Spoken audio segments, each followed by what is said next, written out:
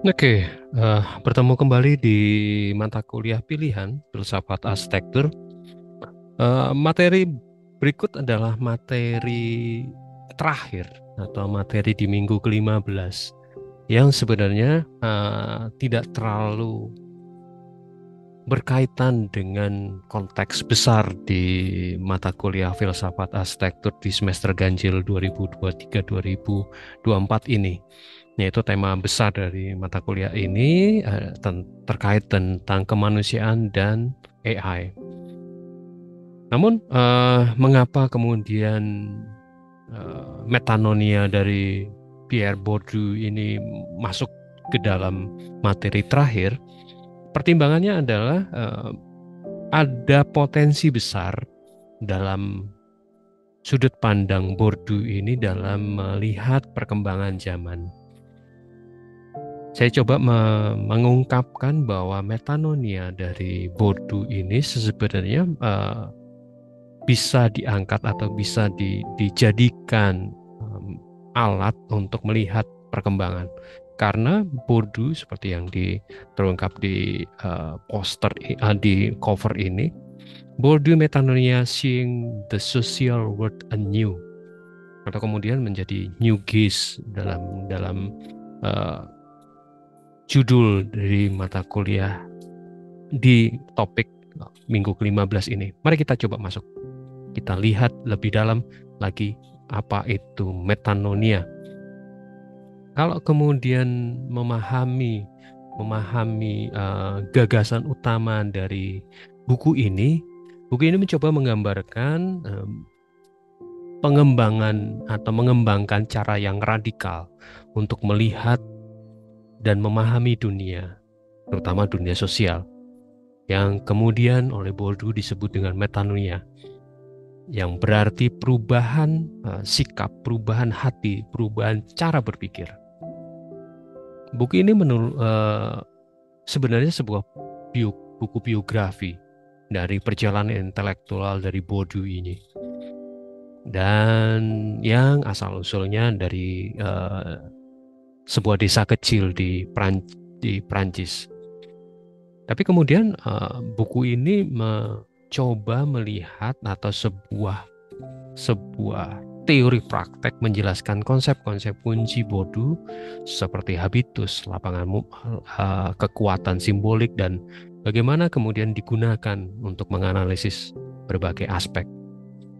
Kemudian yang kedua, yang terakhir tentang kritik sosial, mengeksplorasi keterlibatan politik. Ya, ini sudut pandang atau perspektif Bourdieu memang lebih kepada politik dan aktivis, menggunakan sosiologi untuk mengekspos dan melawan efek neoliberalisme yang mendominasi. Oke, kita kemudian ini berdasarkan Copilot Bing yang membantu saya dalam memahami sebenarnya main idea dari buku ini apa. Oke, kalau dilihat dari isinya, kita bisa melihat bahwa ada 9 chapter. Di bagian awal itu mencoba melihat biografi, jadi latar belakang si Bourdieu, Pierre Bourdieu ini apa. Kemudian studi awal ini ya, primary field study di Algeria, dan kemudian coba diangkat menjadi filosofi antropologi dan sosiologinya seperti apa. Lalu di berikutnya terkait dengan sainsnya, field teorinya ini dicoba diterapkan di hukum dan segala macam. Lalu symbolic power, kapitalisme ini sudah mulai masuk ke dalam politiknya. Kemudian bagaimana Bourdieu juga melihat keseni dan dunia literasi, dunia sastra, dan kemudian ada apa yang disebut dengan metanonia. Di penjelasan kali ini memang tidak akan fokus atau tidak akan banyak mengungkap apa itu metanonia, terutama terkait dengan per chapternya, tapi secara mudah Masing-masing bab dapat dibaca sebagai penjelasan tentang aspek tertentu dari masyarakat Prancis. Jadi tolong dipahami bahwa konteks dari buku ini adalah konteks apa yang terjadi di Prancis pada paruh kedua abad ke-20. Itu yang perlu digarisbawahi bahwa konteksnya adalah keadaan di Prancis. Yang pertama, kita bisa melihat bagaimana sifat Republik Prancis. Ini perlu dipahami memang karena Bourdieu ini lebih menyoroti aspek politis. Kemudian cara negara Prancis modern, kekuatan simbolisme. Kemudian ketiga adalah isu teori dan praktek pada karya Bourdieu secara filsafat dan segala macam. Sebenarnya ini penjelasan dari isi buku ini seperti apa. Kemudian tujuan dari struktur yang dibuat oleh penulis yang menginterpretasi dari karya Bourdieu tadi, ini sebenarnya seperti dua sisi mata uang gitu. Di samping untuk menjelaskan isi atau cara berpikir Bourdieu, tapi juga untuk menyoroti aspek yang punya potensi untuk memunculkan aspek teori dan praktek filsafat serta metode dan proses dihasilkannya sebuah teori. Saya akan coba menyoroti atau nanti sedikit penjelasan justru pada aspek teori. Bagaimana teori itu terbentuk, kemudian bagaimana teori itu kaitannya dengan dunia praksis, dunia kenyataan. Oke, kita lanjutkan berikutnya. Apa itu metanoia? Metanoia sebenarnya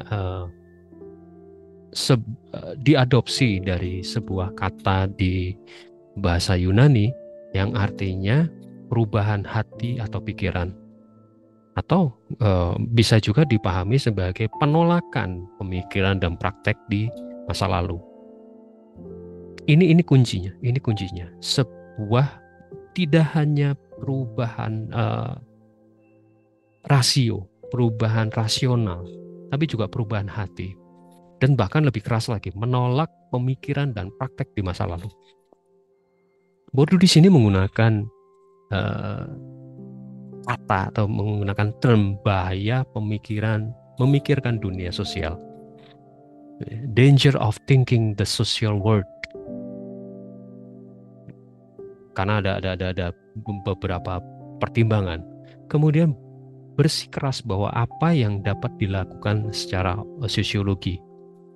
Kemudian menawarkan cara untuk menentang cara berpikir di masa lalu. Cara berpikir ortodoks, kalau di sini dinyatakan sebagai cara berpikir ortodoks. Termasuk ya, di akademisinya juga. Yang kemudian itu justru menjerat kita. Is over a way of pushing this orthodox way of thinking and acting, including the academic, which share us and limited our thought and activity in the world. Bourdieu menawarkan sebuah cara, a way of understanding the world surrounding us, mengelilingi sekitar kita.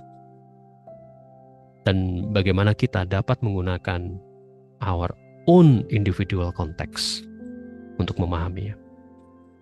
Ini yang menjadi sorotan. Mungkin di paparan kali ini tidak akan menjelaskan, tapi saya membuka wacana. Yuk belajar kita bersama-sama dari Bourdieu tadi. Meskipun konteksnya politik, tapi kita bisa menarik ke dalam dunia sosial yang lebih luas. Apalagi kemudian kalau dikaitkan dengan arsitektur. Dan ini penjelasan, mungkin ini slide terakhir yang saya ambil dari postscript di buku ini.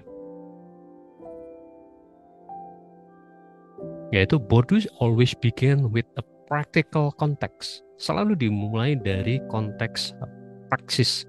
Selalu dimulai dari kenyataan di lapangan. Look at the phenomenon itself. Kemudian diangkat menjadi bagaimana, how they respond. Itu yang menjadi catatan. Boardwalk always political. Ini mesti dipahami bahwa termnya atau konteksnya selalu political.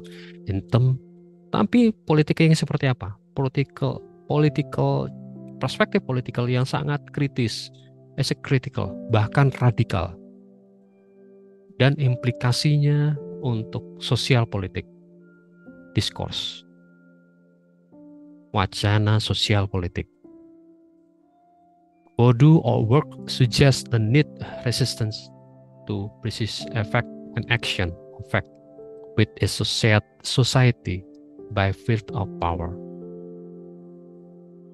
Resistance is a formulate both in terms of group activity and personal transformation of thought and practice.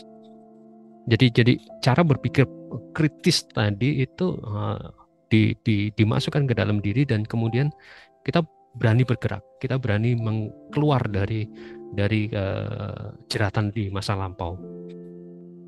Bodo always empirical first, making sense of real life data. Mencoba memahami hal-hal yang di data-data yang di lapangan itu menjadi sebuah kenyataan, sebuah hal yang masuk akal. Ini yang kemudian terakhir. Both view of word can assume up as inquiry into the nature relation between subject and object, with emphasizing being the between, lebih kepada bagaimana antaranya. Ini yang kemudian kalau boleh saya tutup paparan singkat ini terkait dengan buku Bodo ini. We might able to change the world. Mungkin kita tidak bisa merubah dunia secara keseluruhan karena berbagai aspek, especially since we seen how opposite. But we can change our relations to it, and thus begin to develop new keys. Ya, metanonia itu.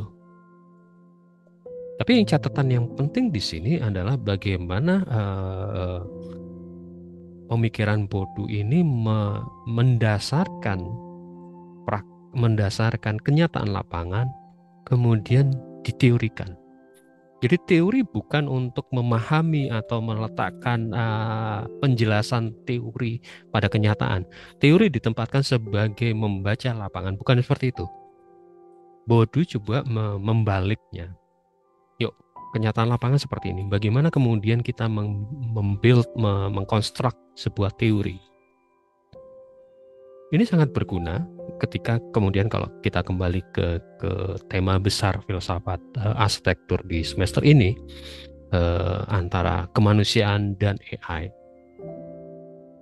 Kita melihat seluruh fenomena yang terjadi di belakangan ini. Pertumbuhan AI, resisten terhadap AI, ada pro dan kontra, ada yang kontra karena ketakutan manusia akan kehilangan jati diri kemanusiaannya. Atau ada ya sudah kita bekerja sama dengan AI untuk membantu. Pada sisi lain juga, kalau AI dikuasai oleh segelintir orang itu akan menjadi perbudakan di masa depan. Dari sudut pandang Bourdieu ini, dan metanonia ini, fenomena itu kemudian coba diangkat, dirumuskan. Dan kemudian kita sepertinya harus meninggalkan pemikiran masa lampau kaitan dengan industri dan segala macam. Mencoba melihat tatanan baru. Bagaimana manusia dan mesin cerdas ini, apapun manifestasinya, apakah itu robot, apakah itu komputer atau virtual assistant, yang kemudian bisa memunculkan atau bisa menghasilkan sebuah kehidupan yang lebih layak. Mengapa tidak kita coba atau kita pikirkan AI ini terkait dengan perancangan arsitektur yang lebih sustainable. Jadi indikator sustainable design itu masukkan ke dalam AI yang kemudian membantu kita, karena indikator sustainable design itu cukup banyak, parameternya cukup banyak. Dengan bantuan AI apapun wujudnya, itu bisa kemudian mencoba memprediksi ke depan dengan fenomena alam seperti ini. Kita ketahui bersama climate change itu sedang digembar-gemborkan, bukan hanya sekedar digembar-gemborkan, tapi memang kenyataannya. Para ahli menyatakan bahwa kemungkinan kenaikan suhu muka bumi itu bisa 3 derajat. Ketika 3 derajat, selesailah kehidupan. Kenapa? Bahan pangan segala macam-macam akan mati. Kemudian mereka mencoba bertahan, jangan sampai 3 derajat, tapi sekitar kenaikannya 1 sampai 1,5 derajat Celcius. Nah, kenapa kita tidak mencoba AI ini untuk membantu kita dalam memprediksi dan membantu kita dalam memproduksi karya arsitektur? Mungkin itu yang bisa saya sampaikan sebagai wacana bersama dalam pengembangan teori arsitektur atau filsafat arsitektur di masa depan. Terima kasih sudah mendengarkan. Sampai jumpa di pertemuan-pertemuan berikutnya.